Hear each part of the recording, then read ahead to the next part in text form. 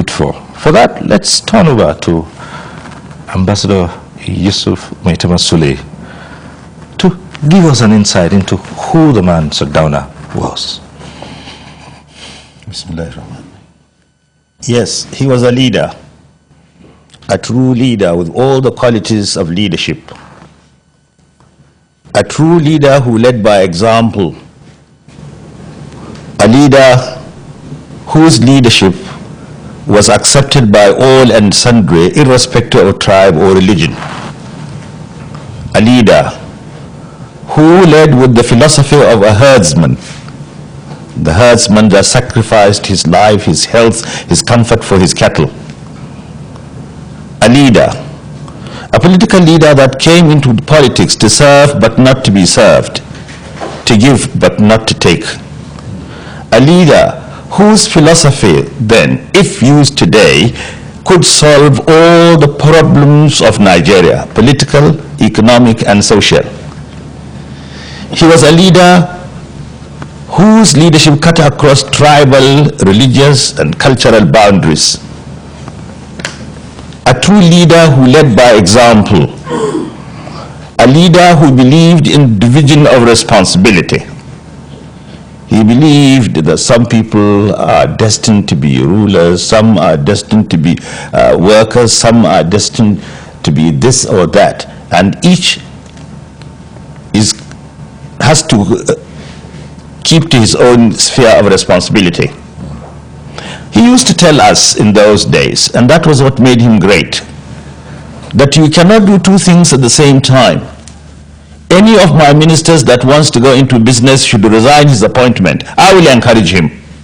But you cannot do two things at the same time. You cannot be a minister and a businessman at the same time. That was Sardauna, a leader who studied the problems of his own people and worked to solve those problems. Yes, that was Sardauna. His greatest achievement is something that we should learn today.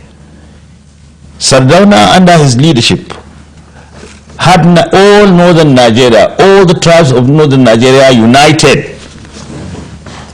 There was no question of religion or tribe or status. No. One day, if I may tell you this small story, the Sardauna went to the Kingsway to do shopping. He met some students and he asked them what they were doing. They said they were window shopping.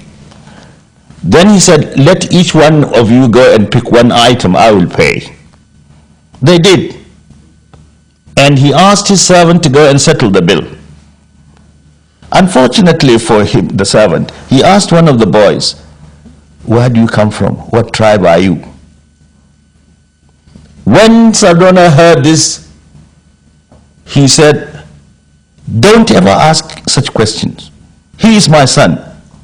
It doesn't matter where he comes from. I am his father. If you ask such questions again, I will dismiss you. That was Sardauna. In those days, people in the north did not call themselves by the names of their tribes or religion. They were all Yang Ariwa, northerners. Right. That was the Sardauna. Right. A great leader. What happened along the lines? Today, are there cracks? Are there no cracks? How did the cracks come about? Could we sit back today and say the Ariwa that the Sardauna talked about is the Ariwa today? No. Today, we are no longer what we were. What is happening today is not in our character. The norms and values left by Sardauna and our founding fathers are no longer with us. They are not with us. Today, as I have often described the situation, the institution of family has broken down. Respect for elders and constituted authority, which used to be our cardinal principle in our society, is now at its lowest ebb. Honesty, why it does not pay, has become meaningless. Symptoms of revolt loom large in the horizon. In short, there is meaninglessness in philosophy, insecurity in polity, chaos in politics, immorality in society, corruption in economy, frustration in art, and lack of creativity in literature. This is not what the North used to be, or Nigeria as a whole. Ours was a decent country whose leaders respected one another in spite of their political differences. Ours was a society that was morally sound. It was a society in which all of us were our brother's keepers. It is not the same today. Perhaps some people say we have been brainwashed by our erstwhile colonial masters. It is true to a certain extent, but we are to a very large extent to blame, because we are masters of our fate. We should be captains of our soul. Today, as I have said, we are no longer ourselves. Our cultural values have been thrown overboard. If a people lose their culture, and Sardauna was a man of culture, and that was why he organized the annual cultural festival. It started from the North.